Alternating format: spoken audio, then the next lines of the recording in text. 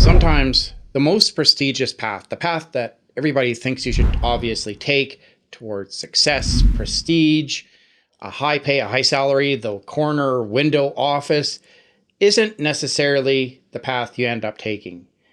And I want to go through in this video my story. If you're kind of sitting on the sidelines or you're just unsure about where your life is headed, hopefully this story can help you in some way, because this is my series of events and what led to my decision on which way I want to go. Now, this will differ for what industry you're in. Perhaps you're thinking of being a doctor or a lawyer or some professional executive to some degree, but the story is always the same, right? You'll start off and wonder where you should go. Where do you get the best experience, and try to plan out your lateral moves so you can eventually, if that's where you want to go, move up in the company, earn the bigger paycheck, have the credentials, the designation behind your name, and so forth. I graduated from university, degree in management, majoring in accounting. And when I graduated, I went into oil and gas, and I did exceptionally well. You have to understand accounting. It's the language of it. It's like being in a foreign country without knowing the language if you're in business and you don't understand accounting. I was on track to get my CPA, and the natural progression was I was full of fire, right? I started off and I was talking to everybody. I was taking on new projects and zooming through the company, and eventually within a year of starting, the company wanted to promote me to supervisor. That's how fast I was actually moving. I started up in a high-ranking accounting position, whereas most new grads, they start on a grad rotation program. So like I said, when I started out, I was talking to my manager, and they said, yeah, that's great. You're gaining all this experience, but if you just have that degree, you'll realize that you'll be bumped up eventually 2 different levels, but then you'll stop. You just won't go any higher. You reach the top as high as you will go. Whereas if you have a designation, a chartered professional accountant, you'll keep going. You'll just keep moving up.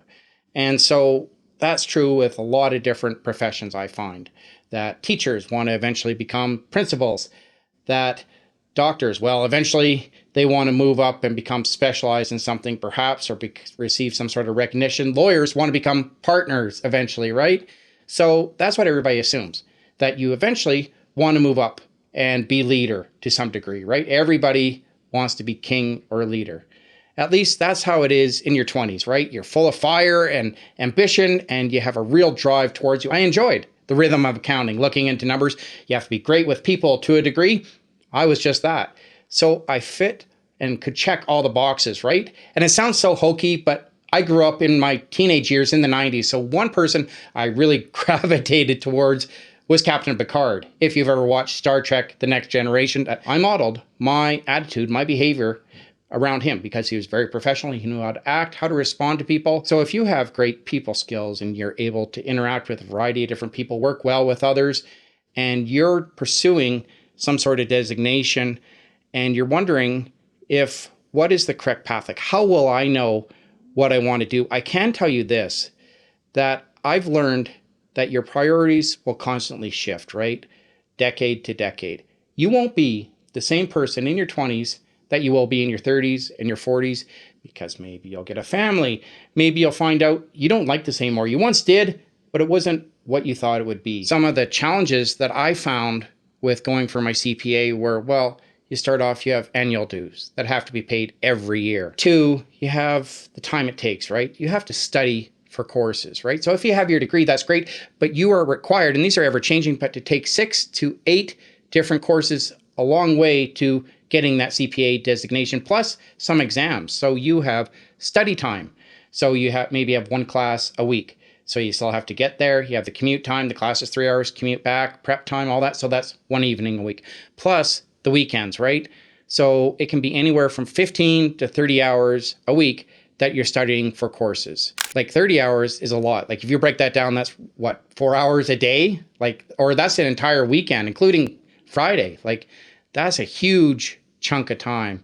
And those are only for the heavier courses, that is 30 hours, but it's still a lot of time. So if you have family commitments or anything, that's at least 2 years. If you're, really stick to a plan, 2 years you're giving up. Now, this might be worth it, right? If you say, hey, I get those credentials under my name, I get to check the boxes and eventually work really hard, it pays off later. And it does. It totally can.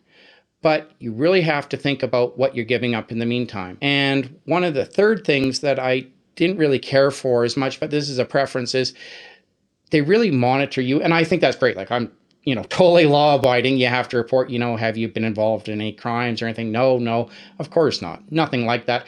But then I felt the questions were a little bit intrusive almost, because they'd ask, how much time have you missed from work? Well, not a lot, but what days, how many, what were the reasons? I believe they asked what were the reasons. You really have to be upfront and, of course, honest about how you're being professional and you're representing the CPA organization, right? So when I was a CPA candidate, I had to constantly fill that out once a year, right? It's required. And if you're going into some professional designation, I imagine they have something similar. And it was good to a point. I'd found that I would have to say no to a lot of family events. Some I didn't want to go to, so it was an easy out for me. But others that I actually want to attend, I had to say, no, I have to study. Yeah, I still got an exam. Or if I failed, and I was a pretty smart guy, believe it or not, but I wouldn't pass every course. I failed some, so I'd have to retake it. And have to say, yeah, I'm taking this again. Yes, I know I took it. I have to take it again. So I have to study even harder this time because I only can fail it so many times. And so it's the constant cost. So you have the cost of the courses on top of that. And if you take 2-3 courses a year, plus the dues, you're looking at easily $2,000 to $3,000, maybe even $4,000. And you're probably not earning the money yet. So if you're going for some designation, you're having to have all these upfront costs, because oftentimes companies will want you to have these designations under your belt or be close to finishing them. And you'll find that for a lot of jobs. And another thing I found is that working in downtown offices, and especially bigwig companies, that you have and will encounter a lot of politics. And this is true at every level. It's not just the top, but you have to know how to talk, present yourself, and really represent a certain class of person, right?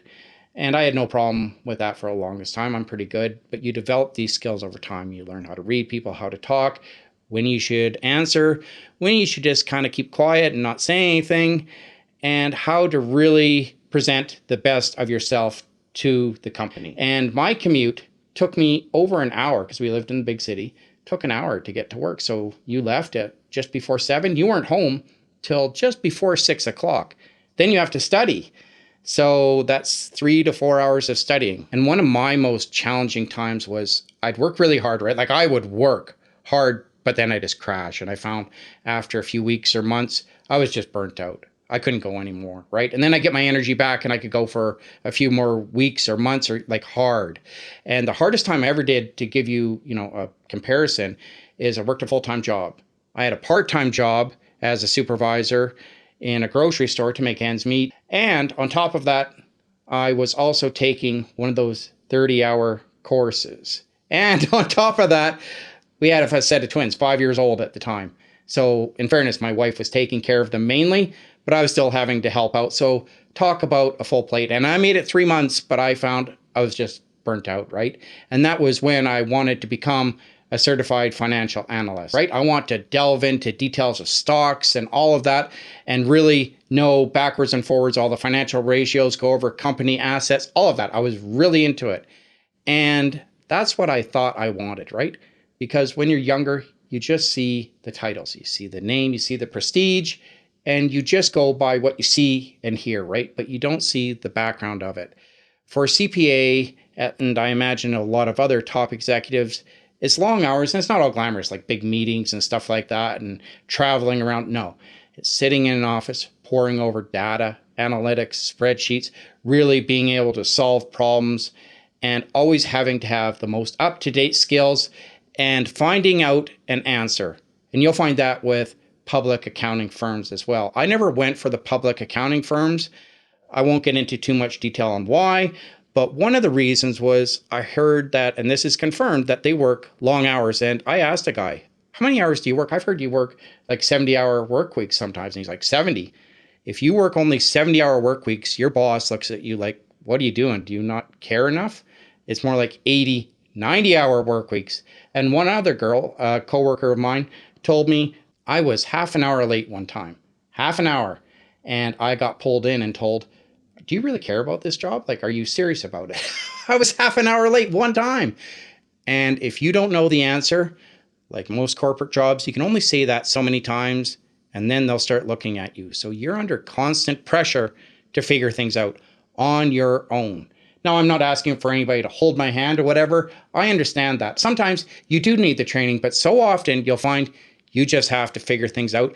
And you will find, especially in the corporate world, that many people are faking it. And I got really good at telling, and I'm sure you will too, when people actually know what they're talking about and when they're putting on a front just to present themselves in the best light possible. So you find that you're really having to put on a mask a lot of times and having to just figure things out, say, I got it, I understand the problem. No, I'll go with it, even if you don't totally have it. I understand, part of life, but I'm just saying you'll have to almost be, which I didn't care for, one person at work and then one person at home, that you can never actually really be yourself. And come the boom and bust cycle, when you're in the corporate world and the higher up you go, you'll find that you're in a really good spot in the boom era, that everything's booming, stocks are rising, you're getting shares, you're getting bonuses. And this is 10 to 15% sometimes we were getting of our salary on top of a good salary. Then the bust cycle hits. And then you're really hurting and everybody's scrambling. And you'll find that a lot of people cover their butts, right? Like, oh, I didn't do this. No, that was Dave that did it. This was Amanda. I had nothing to do with it.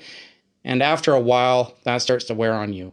And I'm sorry to say it will only get probably worse depending on the company the higher up you go. At least that's what I've found. Something else is when you go for these prestigious careers, right?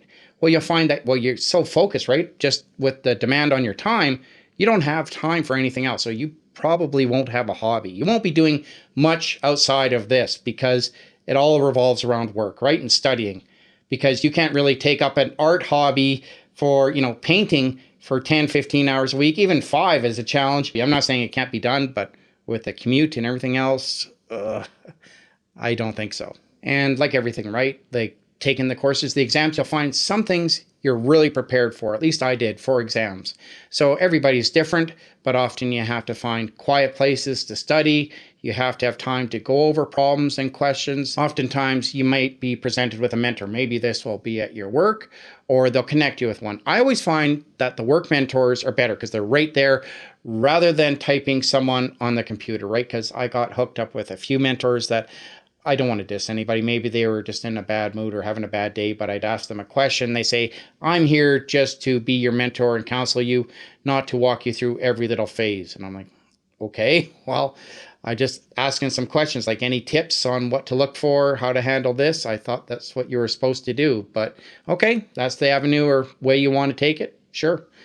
But a mentor at work, you can lean on a bit more. They're right there. You develop a rapport and they know how to read you and you can read them. And you can go into their office and say, hey, I was thinking about taking this course, but what about this course? Or what is the order I should take it in? And you can kind of have someone to bounce ideas and structure your timeline off of, right? If your timeline, your designation is 2 to 3 years, try to find someone, or at least in your industry, that you can kind of talk to. I found that a lot better than communicating with someone over email or Teams.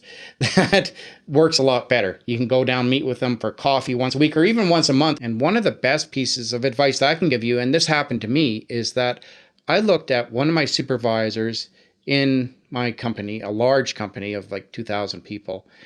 And I asked myself, do I want her position one day? This is my boss, so that's the natural progression, right?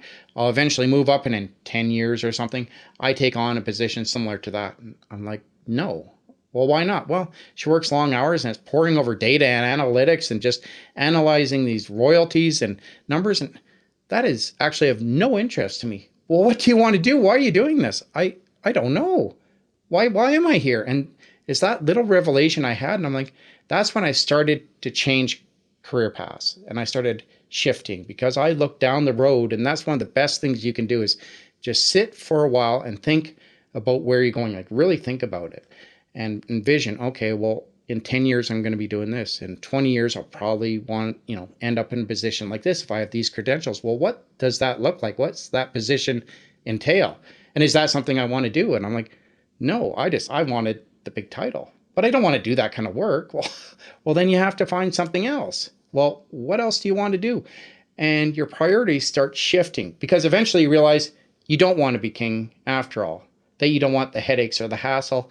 And that's one thing I found is that as you get older, you don't want the stress. At least that's what I found, right? I don't want the constant pressure. When I was in my 20s, sure, bring it on. And I used to get up every morning full of fire and vinegar and just, yeah, throw it on me, man. I can handle it. 20, 30 deadlines a month. I got this. And then eventually you're like, I don't want the constant worry. Like, am I going to get this submission done in time? When's this report due? Is everything finalized? Are my numbers accurate? And it starts to mess with you. And you just want to learn to relax and take life slower. And as you move up, well, those deadlines and the stress most likely aren't going to go away. So I'm like, no, I just want something that still pays well and that's impactful, meaningful. I want to do, but I don't want to do that. And then that's when I started mapping out a different career path. And like I said, it's hard to change, but you have to look and say, you know what? I don't care if everybody expects me to go into this or do that. I want to branch out and take another career path. And maybe you want to do something related, but not quite what everybody's expecting you to do, and that's okay. And from what I read and hear, millennials and younger people are leaning more towards the work-life balance, that they're realizing, well, I don't want to give my life to a company, and I want to have some balance outside of work. That the paycheck is great, and I kind of need it, especially with stagnant wages, but I want more out of life. And that's kind of what I realized in my, I don't know, late 30s, early 40s, that I just want a different life. Like, sure, I want to have the big house or anything like that, but I want to be home to enjoy the house and not stuck in the office. But one of the things you'll look back on and wonder, because now it'll be 5-10 years down the road and you'll suddenly view all that courses, all the expenses, the dues you had to pay, the time invested as a sunk cost, right? And you're like, well, I can't give up now. I'm so close to the end, because you might only have like 6 months, maybe a year or 2 years left. And then you have those letters, that designation, and then suddenly your life starts changing, or maybe it will eventually, right? You'll start getting promoted and all that. And that's great if that's what you want, but you really want to sit and look back and say, okay, I'm fighting so hard for a destination. Am I sure that I actually want to get there? That's where I want to be. And it's important to look down the road and say, if I get everything I want, is this where I want to end up? Doing this, having this kind of lifestyle. Because if you work really hard and you're smart enough, there's a good chance you'll get what you want. But is it actually truly what you do want? Or do you want something else? And the sooner you can figure that out, the better. Economists call this the sunk cost fallacy. That, well, I've sunk the costs in. Well, okay, but if it's not where you want to go, those are sunk costs. You can't get them back. You have to just disregard that and go on with a fresh perspective, because those costs are gone. They're relevant now. But one of the best questions that I could ask myself is, okay, say I could speed this up. Say I could get done in half the time and get to the same position and be 30, 35. Is this still where I want to go? Would I choose the same path again? And I found myself saying no, that I didn't want to do that. And maybe if you threw 300-400 grand at me, I could do it for a few years. Would I want to do this for the rest of my life? No. So I chose another path. One is hokey, but less traveled than most people take, right? And I find that my life's better, more fulfilling, because I have outside activities, outside of work, that I'm working, and career isn't my only goal. That you're so much more than just your title. Like you're more than those 3-4 letters behind your name, right? You are so much more as a person. So don't let the title define who you are and what you're about. And so many people, when they start off, they say, oh, I don't care what I have. I'll have those letters. That means I can go anywhere, or a lot of places, a lot of doors will open for me. And that's true.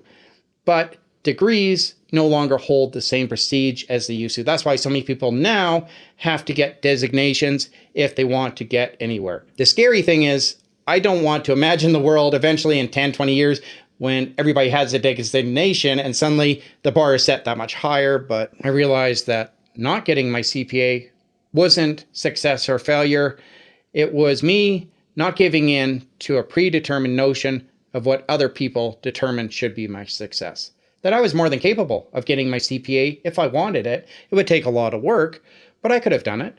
But I didn't want to put in all the extra time, the costs, and then, well, what did I want to be? A controller, a manager, and then a top executive. That's what I wanted at the start, but I didn't want that anymore. And it would have probably been long hours, right? And limited family life. And that's not what I wanted in the end out of my life. I have total respect for everybody that has that designation and those names behind their letters. It represents a certain degree of judgment and hard work and effort. That's why the designation is so sought after. But maybe this is true for your industry. Whatever your reasons are for going for it, I'm sure that you have, maybe you want the office, maybe you want the salary, maybe that's what your family has always done in the past and you come from a long line of doctors or lawyers or whatever. But I've also heard not great horror stories about accountants and I'm sure lawyers or anything like that, and what they do to get through those long hours, right, at work. And it's not pretty. And it can lead you down a path maybe that you don't want to be, or, what you have to give up. Now, of course, this won't be for everybody, but all that stress and pressure does take a toll on you, and people have different ways of coping with that stress, and it can really wear on you. And I decided, you know what? I am just going to say no. I'm going to live a balanced life that's fulfilling on my terms. In case you're new to my channel, I'm Aaron, a 20-year corporate accountant, not a CPA. I talk about personal finance and investing, and I offer money tools.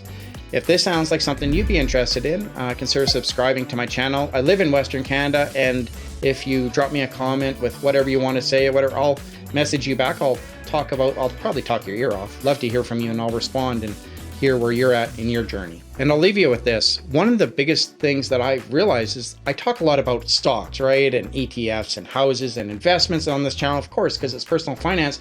But one of the best investments that we can make is truly within ourselves, right? Like if you take skills and courses, or you just become overall well-rounded as a person and really develop, that's the best investment of all that you can make.